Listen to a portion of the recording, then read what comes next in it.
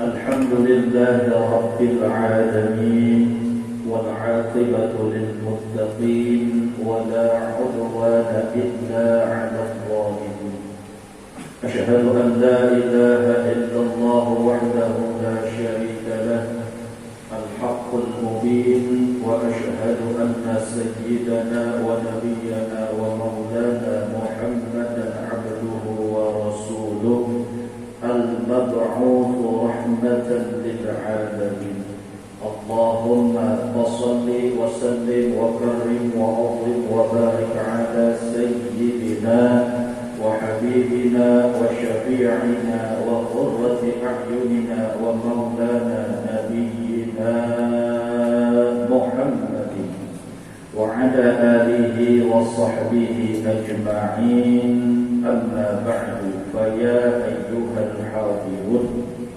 اتقوا الله حق تقاته ولا تموتن إلا وأنتم مسلمون فقد قال الله تعالى في كتابه الكريم وهو أصدق القائلين أعوذ بالله السميع العليم من الشيطان الرجيم قد أفلح من تزكى وذكر اسم ربه فصلى صدق الله العظيم وصدق رسوله.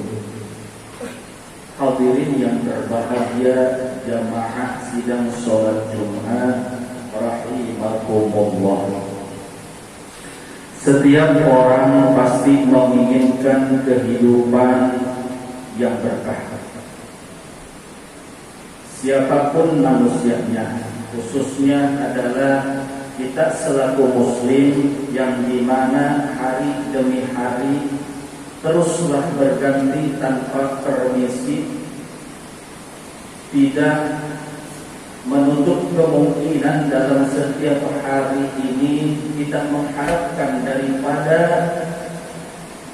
jerih payah kita ini dalam meniti kehidupan, dalam berusaha siang dan malamnya, pagi serta sorenya, baik hujan kehujanan pun panas kepanasan, tapi ingin menginginkan kehidupan yang berkah. Apalah artinya bagi orang yang dimana siang dijadikan malam, malam pun dijadikan siang, hujan kehujanan, panas kepanasan dalam menggapai rizki, dalam menggapai nikmat dari Allah. Tentu orang ini jika tidak mau mengharapkan keberkahan dari Allah Subhanahu wa taala, alamat sangat bohong. Setiap muslim yang sejati ingin mengharapkan suatu keberkahan yang Allah berikan kepada kita dalam meniti hidup dan kehidupan ini. Kiat-kiat apa sajakah agar kita bisa mendapatkan, yaitu kucuran barokah dari Allah Subhanahu wa taala? Apa sih itu barokah?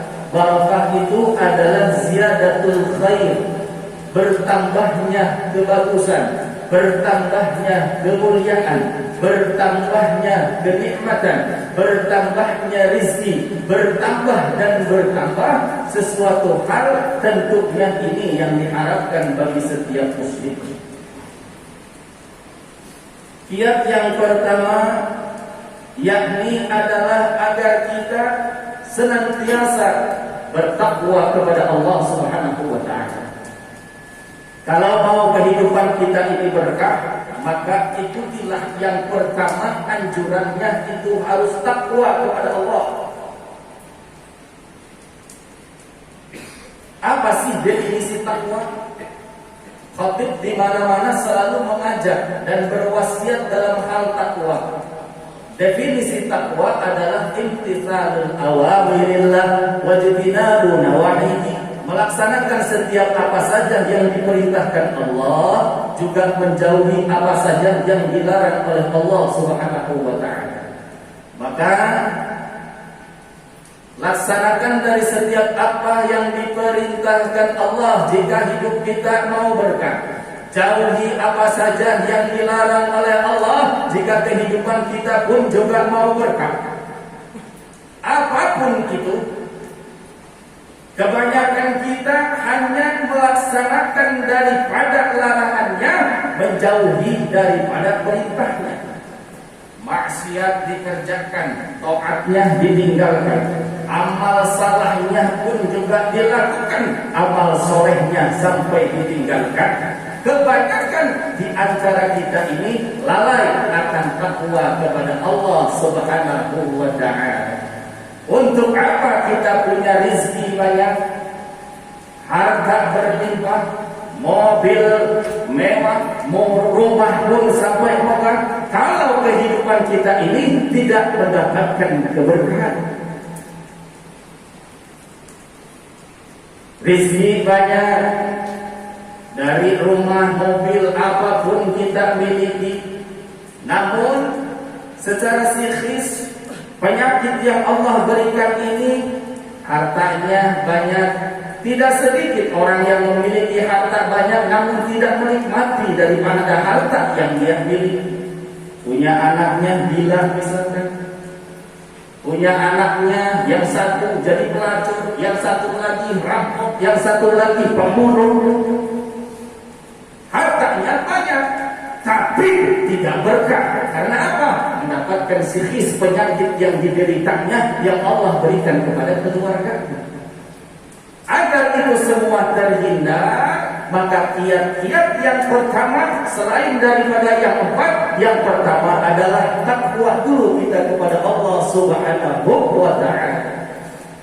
Allah Subhanahu wa ta'ala sampai menjanjikan kepada kita di dalam Quran surat At-Talaq ayat 2 sampai 3, apa Allah nyatakan? A'udzu billahi as-sami'il 'alim minasy syaithanir rajim. Wa may yattaqillaha yaj'al lahu makhraja wa yarzuqhu min haitsu la yahtasib. Barang siapa yang mau bertakwa kepada Allah Subhanahu wa ta'ala, maka Allah akan keluarkan dari segala macam persulitan kehidupannya. Wa may yarzuqhu min haitsu la yahtasib ila akhir ayat. Maka dan Allah akan memberikan rezekinya, Allah akan memberikan nikmatnya, Allah akan memberikan anugerahnya dari jalan yang tidak disangka-sangka. Ini janji Allah. Kalau kita mau takwa kepada Allah Subhanahu wa ta'ala, maka Allah akan keluarkan kita dari berbagai macam kesulitan hidup. Maka Allah akan berikan rizkinya terhadap kita kalau kita mau takwa kepada Allah dari rizki yang tidak disangka-sangka, min haitsu la yahtasib. Itu yang pertama. Yang kedua, kalau kita mau hidup berkah, yaitu harus sholat.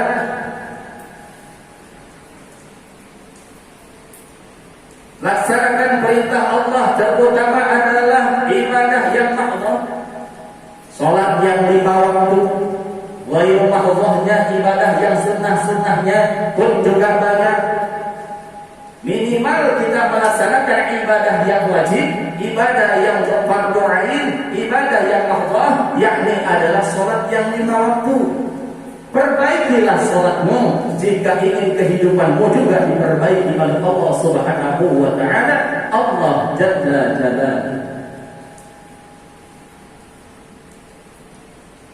Qad aflaha man tazakka wa dzakara isma rabbih fasalla. Sesungguhnya beruntunglah orang yang senantiasa membersihkan diri dan dia ingat kepada Allah, lalu dia sholat. Di dalam Quran surat Al-A'la ini Allah tegaskan kepada kita, pada aflaha man tazakka, kita diperintahkan untuk membersihkan diri karena kita ini manusia yang penuh dosa, manusia yang penuh salah, manusia yang lalai, terutama dalam perintah kita kepada Allah Subhanahu wa ta'ala. Nikmat kita ingin dicukupi, rizki kita ingin dipenuhi, kebutuhan kita pun juga ingin dipenuhi, hajat kita ingin dikabulkan. Namun salatnya kita lalai, salatnya kita tinggalkan, mimpi isi Allah kalau kehidupan kita akan berkah. Maka perbaikilah salatnya kalau kehidupan kita ingin diperbaiki oleh Allah Subhanahu wa taala. Bersihkan diri kita dari hati yang paling dalam, yang dimana orang tidak tahu hati ini.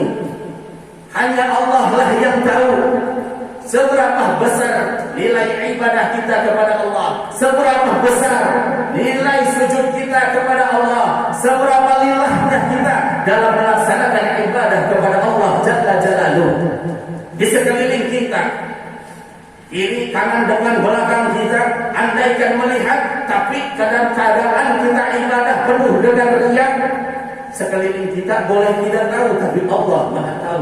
Itu dalam hal ibadah pun juga bisa menjadi dosa.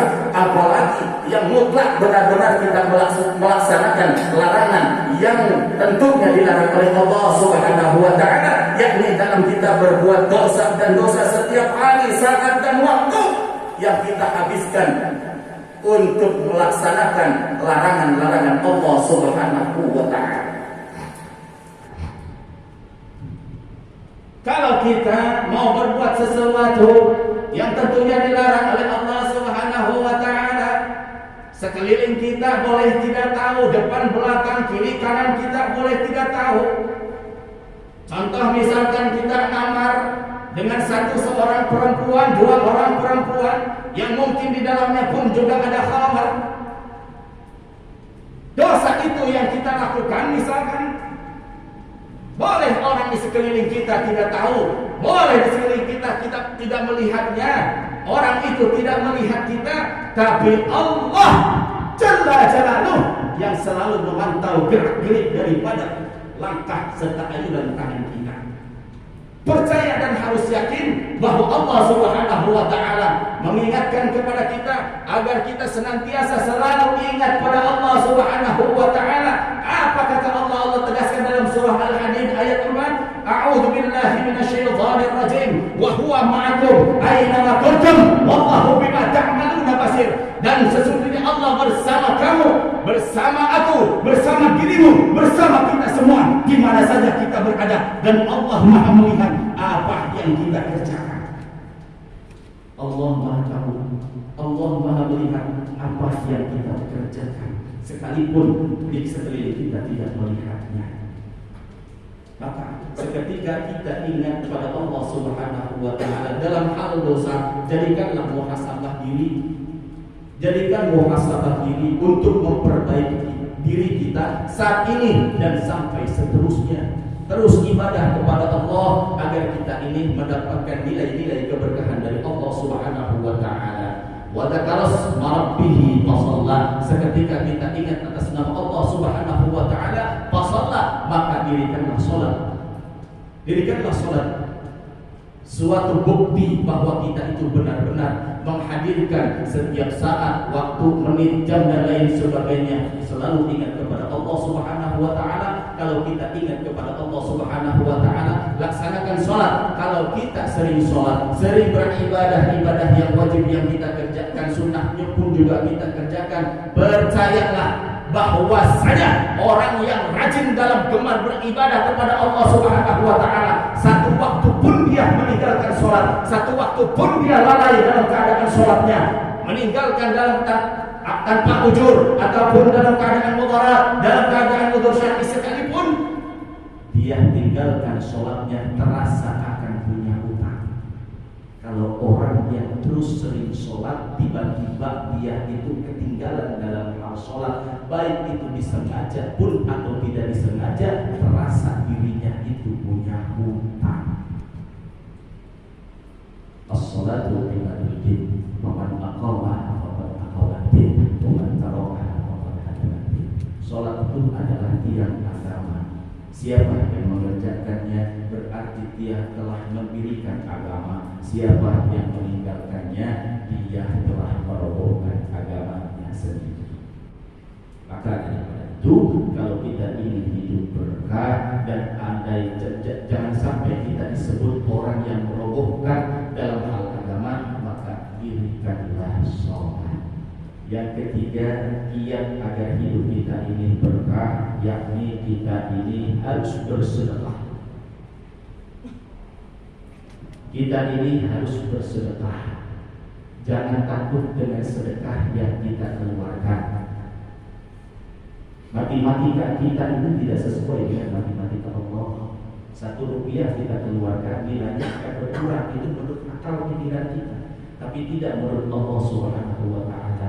Janji Allah, man ja'a bil hasanati falahu asyru amsalihha. Siapa yang mengerjakan perbuatan kebaikan 1 saja, maka Allah akan gantikan 10 kali lipat. Maka orang yang mau bersedekah diakui oleh Allah Subhanahu wa Ta'ala melalui hadis kursi dari Rasulullah sallallahu alaihi wasallam. As-saqiyun qaribun min Allah wa qaribun minal jannah wa ba'idun minan nar. Orang yang dermawan, orang yang baik, orang yang selalu tangannya di atas, selalu memberikan kemudahan terhadap orang yang membutuhkannya. Yasirhu wa la tu'sirhu. Permudah, jangan dipersulit. Orang yang selalu mempermudah urusan kesulitan orang lain, maka dia akan dekat dengan Allah, akan didekatkan juga dengan surga, didekatkan juga dengan manusia. Maka ba'idun minan nar, akan dijauhkan dari nerakanya Allah Subhanahu wa Ta'ala. Namun sebaliknya, al-bakhil, orang yang pelit, meregehese, buntut kasiran, yang dimana rizkinya ini gak mau dikeluarkan di jalan Allah Subhanahu wa Ta'ala. Ba'idun minallah, akan dijauhkan dari Allah Subhanahu wa Ta'ala. Seketika sudah jauh dari Allah Subhanahu wa Ta'ala, ba'idun minal jannah, akan dijauhkan dari surga. Ba'idun minan nas, jauh juga dari manusia. Wa qaribun minan nar, akan didekatkan dari neraka Allah Subhanahu wa Ta'ala. Kiat yang keempat, kalau hidup kita mau berkah, maka kita telah harus menjadi orang yang pemaaf. Harus menjadi orang yang pemaaf. Jangan keras kepala, jangan egois, merasa diri paling benar, sedangkan orang yang meminta maafnya itu seakan-akan dia yang salah. Orang yang bijaksana, sebelum kita memaafkan, sebelum orang lain itu meminta maaf, kita sudah memaafkan terlebih dahulu. Kalimatnya Al-Fakir ulang lagi, sebelum orang lain meminta maaf, kita harus memaafkan terlebih dahulu kesalahan-kesalahan orang lain yang mungkin orang lain berbuat terhadap kita, baik disengaja ataupun tidak disengaja. Percayalah bahwa suatu hadis Rasulullah sallallahu alaihi wasallam yang dimana kita menjadi orang yang pemaaf, lalu kita ini sering berjabat tangan, bertemu, silaturahmi, sering menyambung. Ma min muslimaini falyattaqiyani fayatasafahani inna ghufira lahuma qabla an yatafarraqa. Tidak ada di antara kedua muslim yang dimana mereka saling bertemu lalu mereka berjabat tangan, memaafkan dari kesalahan yang dia miliki, dari kesalahan yang dia lakukan. Illa ghufira lahuma qabla an yatafarraqa, kecuali Allah akan menggugurkan dosa-dosanya sebelum mereka berpisah. Maka daripada itu jadilah orang yang bijak, merasa diri ini banyak salah, merasa diri ini banyak dosa. Jangan merasa diri ini paling segalanya, paling pintar, paling benar, maka tertanamlah di dirinya itu kesombongan. Orang abid yang dikiaskan dalam sejarahnya di dalam kitab Tanbihul Ghafilin karangan dari Imam Abdullah Samarqandi, ada seorang abid ibadah 500 tahun dihabiskan untuk ibadah, tidak menutup kemungkinan dia dimasukkan dalam neraka lalu dimasukkan lagi ke dalam surga. Akibat apa dia dimasukkan ke dalam neraka? Karena Allah Subhanahu wa Ta'ala terus Jibril tanyakanlah kepada seorang abid ini, ia ingin masuk surga dari rahmatku atau ingin masuk surga dengan amal ibadahnya. Seorang abid ini ngerasa sombong karena amal ibadahnya selama 500 tahun dikerjakan ini akan memasukkan dirinya ke dalam surga. Kata Allah, bandingkan amal ibadahnya yang 500 dia kerjakan dengan satu bola mata yang aku berikan selama hidupnya. lebih besar bola mata nilai nikmat yang Allah berikan, rahmat Allah yang Allah berikan ketimbang ibadahnya yang 500 tahun. Lah kita berbicara umur tidak sampai seperti 500 tahun, 100 tahun pun juga belum tentu.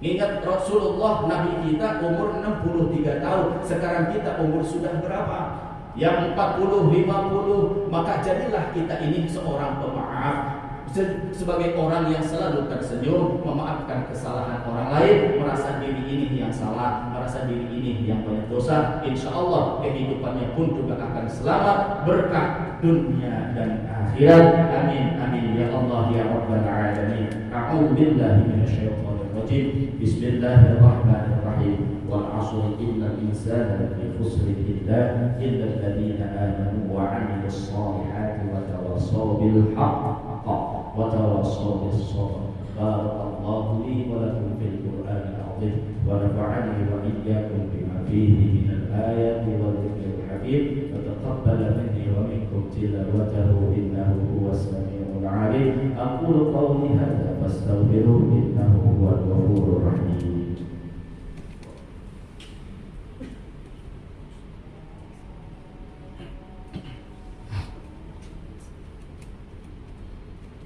Innal hamdalillah nahmaduhu wa nasta'inuhu wa nastaghfiruhu wa na'udzu billahi min shururi anfusina wa min sayyiati a'malina. Man yahdihillahu fala mudilla lahu wa man yudlil fala hadiya lahu. Asyhadu an la ilaha illallah wahdahu la syarika lahu wa asyhadu anna sayyidana wa nabiyyana wa maulana Muhammadan abduhu wa rasuluhu la nabiyya ba'dahu. Addal amanah wa ballagha risalah wa syafi'ul ummah. Allahumma shalli wa sallim ala sayyidina Muhammadin wa ala alihi wa sahbihi ajma'in. Amma ba'du, fa ya ibadallah, usikum wa iyaya bi taqwallahi faqad faza al-muttaqun. Wa'lamu anna Allaha ma amarakum bada'a fihi bi nafsihi wa sanna bi malaikatil musabbihati bi kursihi. Faqala ta'ala mukhbiran wa amira. Inna Allaha wa malaikatahu yusalluna 'alan nabi ya ayyuhalladzina amanu sallu 'alaihi wa sallimu taslima. Allahumma shalli 'ala sayyidina Muhammad wa 'ala sayyidina Muhammad wa الخلفاء الراشدين سادتنا أبي بكر وعمر وعثمان وعلي وعن بقية الصحابة والتابعين التابعين ومن تبعهم بإحسان إلى يوم الدين وعلينا معهم برحمتك يا أرحم الراحمين. اللهم اغفر للمؤمنين والمؤمنات والمسلمين والمسلمات الأحياء منهم والأموات إنك سميع قريب مجيب الدعوات ويا قاضي الحاجات. اللهم أصلح أمة محمد، اللهم ارحم أمة محمد، اللهم انصر أمة محمد، اللهم استر أمة محمد، اللهم اجبر أمة محمد. اللهم انصرنا فإنك خير الناصرين، وافتح لنا فإنك خير الفاتحين، واغفر لنا فإنك خير الغافرين، وارحمنا فإنك خير الراحمين، وارزقنا فإنك خير الرازقين، واهدنا ونجينا من القوم الظالمين. ربنا آتنا في الدنيا حسنة وفي الآخرة حسنة وقنا عذاب النار. عباد الله، إن الله يأمر بالعدل والإحسان وإيتاء ذي القربى وينهى عن الفحشاء والمنكر والبغي يعظكم لعلكم تذكرون. فاذكروا الله العظيم يذكركم واسألوا من فضله يعطيكم ويهديكم وذكر الله أكبر. وأقم الصلاة. اللهم صل على سيدنا محمد وعلى آل سيدنا محمد يا كريم. الله أكبر الله أكبر. أشهد أن لا إله إلا الله. أشهد أن محمدا رسول الله. حي على الصلاة.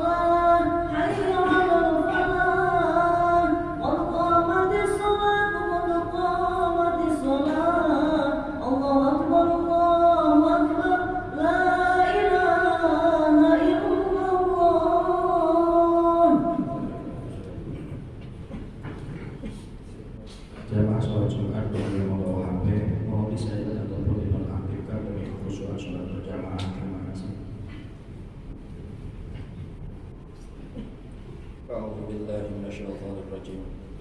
بسم الله الرحمن الرحيم. صلي فرض الجمعة أداء إماما لله تعالى. الله أكبر.